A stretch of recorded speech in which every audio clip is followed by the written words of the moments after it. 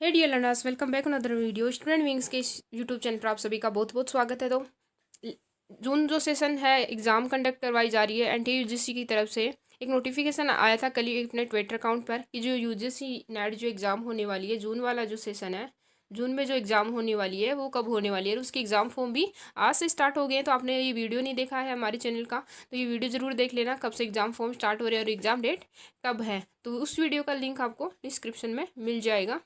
ठीक है, तो आज हम बात करने वाले शिक्षण अभिवर्ती टीचिंग एप्टीट्यूड के बारे में। एक ऐसा क्वेश्चन पूछा जाता है जो हर शिफ्ट में, हर एग्जाम में वो क्वेश्चन पूछा ही जाता है। एक इंपॉर्टेंट क्वेश्चन है क्योंकि उसमें बहुत ज़्यादा कन्फ्यूजन होता है, क्योंकि वो एक होता है कि कथन वाला होता है कि शिक्षा के बारे में किसने क्या कहा था। तो जो बड़े बड़े विद्वान हैं, स्वामी विवेकानंद, जो रविंद्रनाथ टैगोर, अरविंद घोष, महात्मा गांधी, ठीक है, जो डॉक्टर सर्वपल्ली राधाकृष्ण है, उन्होंने शिक्षा के बारे में क्या कहा गया है। तो इन सब के बारे में एक क्वेश्चन पूछा जाता है हर एग्जाम में, किसी न किसी के बारे में पूछा जाता है कि ये कथन किसने कहा था। कथन दे देंगे और फिर पूछेंगे कि ये कथन किसने कहा था। तो आपको एक क्वेश्चन दिखा के मैं बताऊँ कि वो क्वेश्चन कैसे पूछा जाता है, किस प्रकार का एक क्वेश्चन आता है और उसका आंसर आपको क्या देना है और किस प्रकार से इनको याद करना है, वो भी एक बताया जाएगा आपको।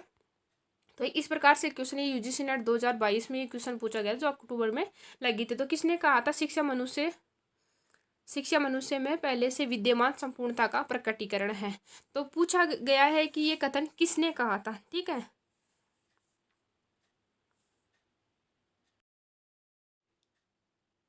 तो इसका आंसर होने वाला है कि स्वामी विवेकानंद जी ने ऐसा कहा था कि शिक्षा मनुष्य में पहले से विद्यमान संपूर्णता का प्रकटीकरण, मतलब मनुष्य के अंदर जो पहले से विद्यमान है उसका संपूर्णता का प्रकटीकरण। तो इस प्रकार के क्वेश्चन, ये कथन स्वामी विवेकानंद, श्री अरविंदम, रविंद्रनाथ टैगोर, एम के गांधी, तो इन सब के बारे में आज डिस्कस कर देंगे इसी वीडियो में।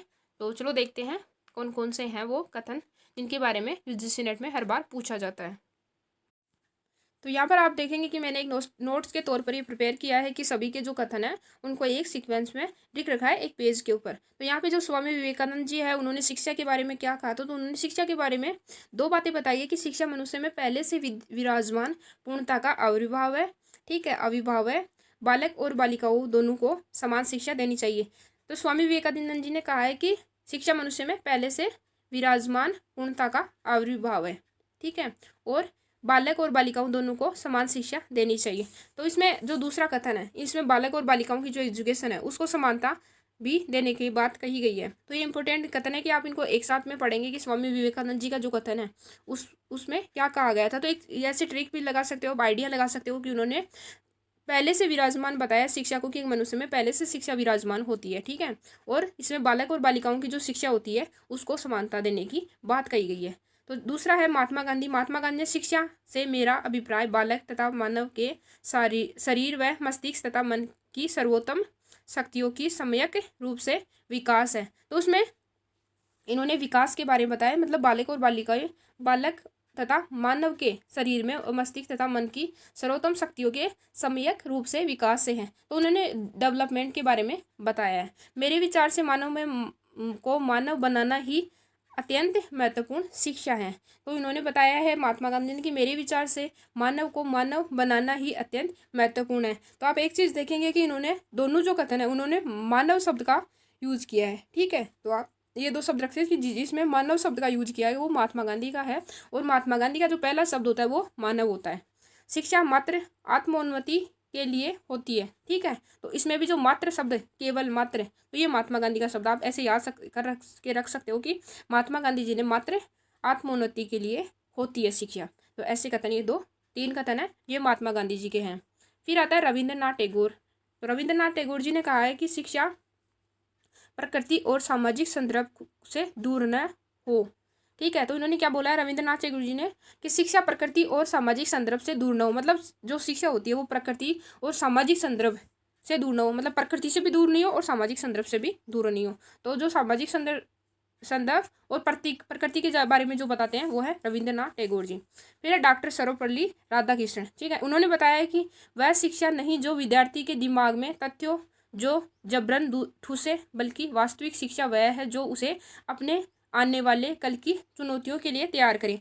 तो डॉक्टर जो सर्वपल्ली राधाकृष्णन उन्होंने बताया कि विद्यार्थी में जो तथ्य होते हैं, जो चीज़ें होती हैं कि उनको याद करवाया जाए। तो ऐसे नहीं कि उसको ज़बरदस्ती उनको याद करवाया जाए, जैसे ज़बरदस्ती हम किसी सामान को ठूस ठूस के भरते कहीं जाते हैं तो उस प्रकार से एजुकेशन नहीं दी जानी चाहिए। उनको वास्तविक शिक्षा देनी चाहिए। वास्तविक शिक्षा क्या है, उसे अपने आने वाले कल की चुनौतियों के लिए तैयार करना, मतलब उसको फ्यूचर के लिए तैयार करना चाहिए। ऐसे नहीं कि आज तुम्हें रटना ही है, चाहे बाद में तुम भूल जाना, तो उसे फ्यूचर के लिए तैयार करना है। तो इस प्रकार की एजुकेशन दी जानी चाहिए। तो आप इसमें देखेंगे कि इन्होंने एक शब्द यूज किया डॉक्टर सर्वपल्ली राधाकृष्णन ने, ठूसे, बल्कि वास्तविक शिक्षा वह उसे अपने आने वाले कल की चुनौतियां। तो उन्होंने ठूसे और चुनौतियां दो शब्दों का प्रयोग किया है।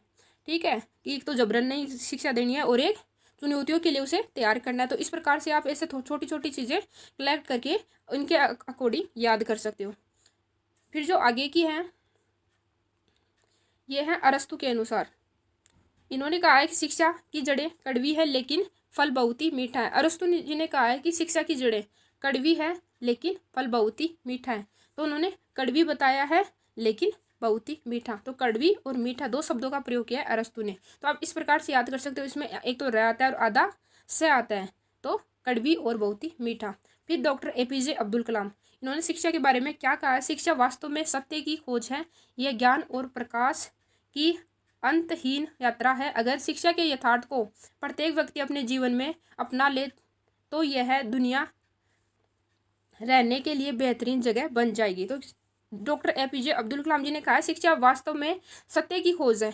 ठीक है, यह ज्ञान और प्रकाश की अंतहीन यात्रा है। अगर शिक्षा के यथार्थ को प्रत्येक व्यक्ति अपने जीवन में अपना ले तो यह दुनिया रहने के लिए बेहतरीन जगह बन जाएगी। तो आपने समझ लिया होगा इसमें क्या कहना चाह रहे हैं। ठीक है, फिर आता है दूसरा इनका ही है, हमें शिक्षा प्रणाली को उच्च नैतिक मूल्यों से जोड़कर उपयोगी और रोजगार की बनाना चाहिए। तो उन्होंने एक तो रोजगार की बात की है, ठीक है, और सत्य की खोज के बारे में बताया है। ठीक है, शिक्षा वास्तव में सत्य की खोज है। अगर कोई एजुकेशन दी जाती है तो ये होता है कि जो वास्तविकता क्या है उसके बारे में हमें ज्ञान मिलता है। तो सत्य की खोज और रोजगार उन्मुखी बनाना होता है, मतलब किसी को भी अगर एजुकेशन दी जाती है तो उसको रोजगार प्राप्त हो सके। ठीक है, तो ये दो चीज़ें, दो बातें डॉक्टर APJ अब्दुल कलाम जी ने कही है। फिर आती है नेक्स्ट, नेल्सन मंडेला, ज्ञान वह सबसे शक्तिशाली हथियार है जिससे आप पूरी दुनिया बदल सकते हो। इन्होंने शिक्षा को क्या बोला है, शक्तिशाली हथियार बोला है जिससे आप पूरी दुनिया को बदल सकते हैं। तो इन्होंने सबसे पहले बोला है ज्ञान शब्द का यूज किया है। ठीक है, तो ज्ञान में पीछे वाला जो है न, ठीक है, तो नेल्सन के अकॉर्डिंग सबसे शक्तिशाली हथियार बताया उन्होंने शिक्षा को, जिससे आप पूरी दुनिया को बदल सकते हो।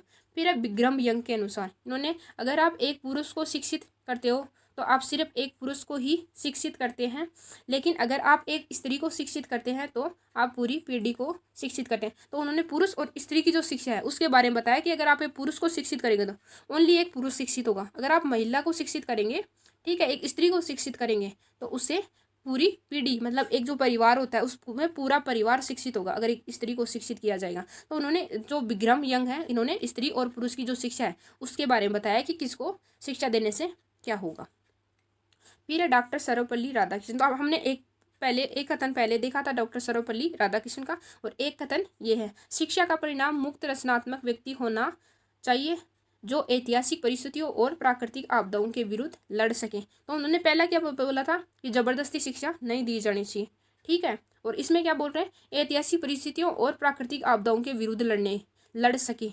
तो इन्होंने ऐसी शिक्षा बताइए कि उसका जो परिणाम होना चाहिए मुक्त रचनात्मक व्यक्ति होना चाहिए जो ऐतिहासिक परिस्थितियों और प्राकृतिक आपदाओं के विरुद्ध लड़ सके। तो ये थे इंपॉर्टेंट, जो इनसे बार इन जो कथन मैंने बताए हैं शिक्षण में, इनसे बार पूछा ही नहीं जाएगा, क्योंकि जो मेन हैं जो आज तक पूछे गए हैं और जो सारी बुक्स का जो कलेक्शन है वो आपको एक ही जगह इस वीडियो में मिल जाएगा। तो यूट्यूब पर भी शायद ही मिलेगा ऐसा वीडियो जिसमें ये पूरे एक जगह कलेक्ट करके आपको बताएंगे, और जल्द ही आपको जो टीचिंग एप्टीट्यूड है इसके PYQ मिलने वाले हैं। तो आप चैनल पर न्यू हो तो चैनल को सब्सक्राइब कीजिए, लाइक कीजिए, शेयर कीजिए एंड कमेंट कीजिए आपको अगर वीडियो अच्छा लगता है तो, और अपने दोस्तों के साथ में चैनल को शेयर कीजिए।